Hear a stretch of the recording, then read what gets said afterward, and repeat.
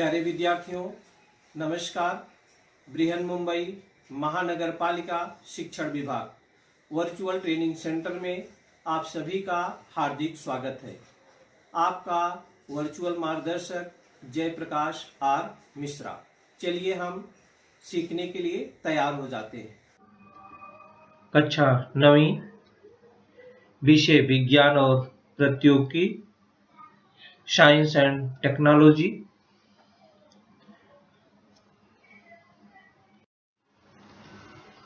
हम लोग गति के नियम के बारे में सीख रहे थे बच्चों, लॉ ऑफ मोशन। हमने पहले वीडियो में गति, विस्थापन और दूरी, त्वरण के बारे में सीखा था। आज हम न्यूटन के गति संबंधी नियम और समीकरण के बारे में इस वीडियो में सीखेंगे। तो चलिए देखते हैं बच्चों, गति संबंधी समीकरण। गति संबंधी समीकरण हमने 3 बताया था। v बराबर u plus a t, s बराबर u t plus half a t square and v square equal to u square plus 2as। Newton के गति संबंधी जो नियम है, स्थिर अवस्था वाली कोई वस्तु बल लगाए बिना जगह से हिलती नहीं है। टेबल पर अगर रखी कोई वस्तु है, जब तक उस पर बल नहीं लगाते हैं तब तक वो भी हटती नहीं है। जब तक वृक्षों की टहनियां हिलाई नहीं जाती हैं, उसमें से फल गिरते नहीं हैं।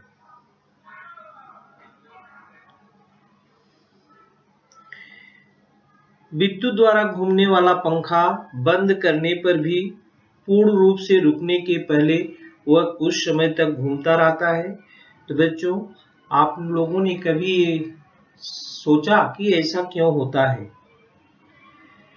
तो इन घटनाओं के जो कारण है, खोजने पर पता चला कि सभी पिंड में जड़त्व होता है और पिंड का जड़त्व पिंड के द्रव्यमान से संबंधित है। और न्यूटन के गति संबंधी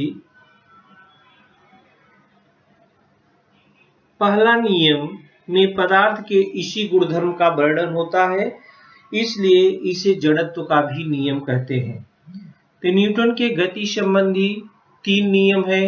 न्यूटन के गति संबंधी पहला नियम, न्यूटन के गति संबंधी दूसरा नियम और न्यूटन के गति संबंधी तीसरा नियम। Newton's first law of motion, Newton's second law of motion and Newton's third law of motion. तो बच्चों, Newton's first law of motion क्या है? Newton's first law of motion Newton के गति संबंधी पहला नियम। यदि कोई वस्तु विरामावस्था में है, यदि कोई वस्तु स्थिर अवस्था में है, तो वह तब तक विरामावस्था में रहेगी जब तक उस पर कोई बाहरी बल न लगाया जाए, और गतिशील है तो वह तब तक एक समान गति की अवस्था में रहेगी जब तक कि उस पर बाहरी बल लगाकर उसे स्थिर न किया जाए। यही है Newton's first law of motion. ये ऑब्जेक्ट है, अगर ये रेस्ट है तो रेस्ट में स्थिर रहेगा जब तक कि उस पर कोई बाह्य बल न लगाया जाए। अगर वस्तु गतिशील है, जैसा इस चित्र में दिखा दे रहे हैं, गतिशील है तो तब तक गतिशील रहेगी जब तक कि उस पर से कोई बाहरी बल न लगाया जाए। कहने का अर्थ यह है कि यदि किसी पिंड पर कोई भी बाह्य बल कार्यरत नहीं होता तो उसकी विरामावस्था अथवा सरल रेखा में एक समान गति में सातत्य रहता है। ये देखिए, forces are balanced, object at rest v = 0 metre प्रति सेकंड एक्सीलरेशन भी उसका 0 है, तो वह क्या होगी, एट ए रेस्ट में ही रहेगी। Object in motion v equal to not equal to 0, तो stay in motion same speed and direction. the forces are balanced, forces are balanced माने संतुलित बल, कि यदि किसी पिंड पर कोई भी बाह्य असंतुलित बल कार्य नहीं होता तो उसकी विरामावस्था अथवा सरल रेखा में एक समान गति में सातत्य रहता है। ये था बच्चों Newton's first law of motion.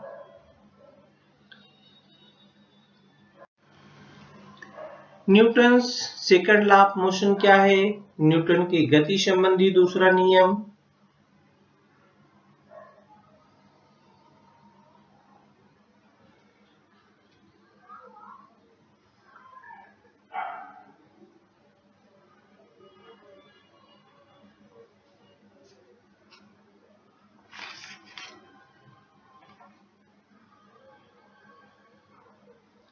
किसी भी वस्तु के संवेग परिवर्तन की दर उस पर लगाए गए बल के समानुपाती होता है तथा संवेग परिवर्तन की दिशा नहीं होती है, वही होती है जो बल की दिशा होती है।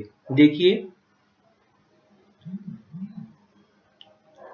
एक पिंड द्वारा दूसरे पिंड पर किए गए आघात का परिमाण उस पिंड के द्रव्यमान और उसके वेग दोनों पर निर्भर करता है। अर्थात बल का परिमाण प्राप्त करने के लिए पिंड के द्रव्यमान और वेग को एकत्र जोड़ने वाला गुणधर्म कारणीभूत है। इस गुणधर्म को हम न्यूटन ने संवेग द्वारा संबोधित किया है। तो संवेग परिवर्तन की दर प्रयुक्त बल के समानुपाती होती है। संवेग परिवर्तन की दर क्या होता है बच्चों? प्रयुक्त बल के समानुपाती होती है और संवेग का परिवर्तन बल की दिशा में होता है। यहाँ पर देखिए F बराबर लिखा है force, F equal to ma।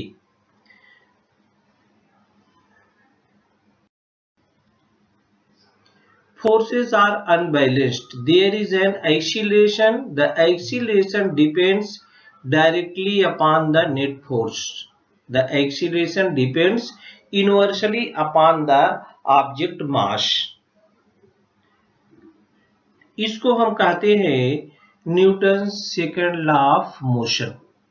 Newton second law of motion किसी भी वस्तु के संवेग परिवर्तन की दर उस पर लगाए गए बल के समानुपाती होता है तथा संवेग परिवर्तन की दिशा वही होती है जो बल की दिशा होती है।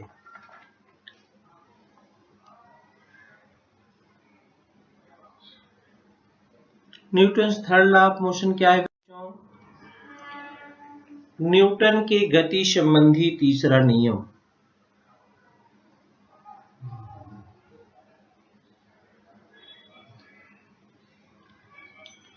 ये देखिए चित्र, जितना फोर्स वो आगे लगा रहा है, फेंक रहा है बाल, उतना ही फोर्स बाल भी इसको पीछे ढकेल रहा है। ये देखिए टूरिस्ट, अब गाड़ी के साथ साथ जो ड्राइवर है वो भी गतिशील है। गाड़ी अगर रुक जाती है तो तुरंत ड्राइवर रुकता नहीं है, वो गतिशील होकर के क्या होता है, आगे गिर जाता है। कि दीवार देखिए, जितना बल गाड़ी दीवार पर लगा रही है उतना ही बल दीवार गाड़ी पर लगा रही है, वो गाड़ी पीछे हटती जा रही है। तो कहने का अर्थ यह है कि प्रत्येक क्रिया के बराबर तथा उसके विपरीत दिशा में प्रतिक्रिया होती है। प्रत्येक क्रिया के बराबर तथा उसके विपरीत दिशा में प्रतिक्रिया होती है। यह है न्यूटन के गति संबंधी तीसरा नियम। ये देखिए Newton third law. Rocket engine thrust जो होता है, जब उड़ता है वो आकाश में जाता है तो धुआं पीछे की ओर छोड़ता है, तो भी उसको क्या करता है, आगे ढकेलता है आगे जाने के लिए। For every action there is an equal and opposite reaction.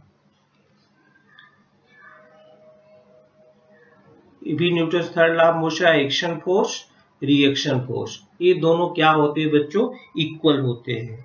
अर्थात प्रत्येक क्रिया बल के लिए समान परिणाम वाले और उसी समय प्रयुक्त होने वाले प्रतिक्रिया बल का अस्तित्व होता है और उसकी दिशा परस्पर विपरीत होती है। ये था Newton's law of motion, first law, second law and third law.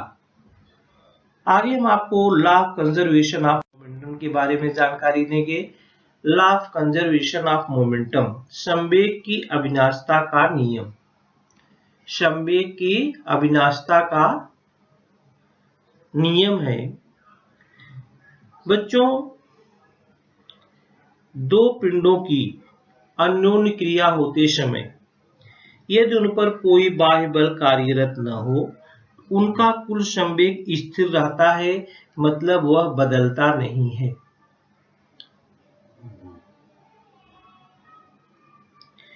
यदि दो पिंडों पर बाह्य बल कार्यरत न हो तो उसका प्रारंभिक संवेग और अंतिम संवेग क्या होता है, समान होता है। ये देखिए चित्र के द्वारा हम आपको दिखाएंगे इसमें कि m1v1 प्लस m2v2 बराबर m1u1 प्लस m2u2। कहने का अर्थ है कि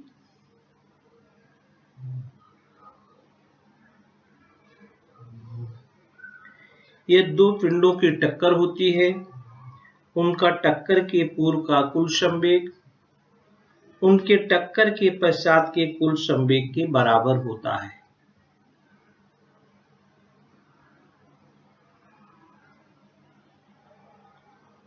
एक उदाहरण है और हम आपको बताते हैं कि बंदूक से दागी गई गोली, यदि द्रव्यमान m1 की गोली द्रव्यमान m2 की गोली से दागी जाती है बंदूक से, तो उसका जो आगे जाते समय संवेग होगा वो गोली दागने के पूर्व बंदूक और गोली स्थिर रहने के कारण प्रारंभिक संवेग भी शून्य होता है और कुल संवेग शून्य होता है। इस कंजर्वेशन ऑफ एनर्जी के सूत्र के द्वारा हम बहुत सारे सवालों को हल करते हैं। ते संवेग की अविनाशता का नियम जो है बच्चों कि कुल अंतिम संवेग का परिणाम कुल प्रारंभिक संवेग के परिमाण के बराबर होता है। सूत्र है m1v1 प्लस m2v2 बराबर m1u1 प्लस m2u2। यही है law of conservation of momentum, law of conservation of momentum. तो बच्चों आपकी बुक में बहुत सारे सवाल दिए गए हैं, इस सूत्र के द्वारा आप सवाल को हल कर सकते हैं। तो प्यारे विद्यार्थियों, आज के लिए इतना ही, धन्यवाद। प्यारे विद्यार्थियों, हमने जो आज सीखा हमें पूर्ण विश्वास है आप उसको अच्छी तरह से सीख चुके हैं और उसका आप अच्छी तरह से अभ्यास भी करेंगे। आज के लिए इतना ही, धन्यवाद।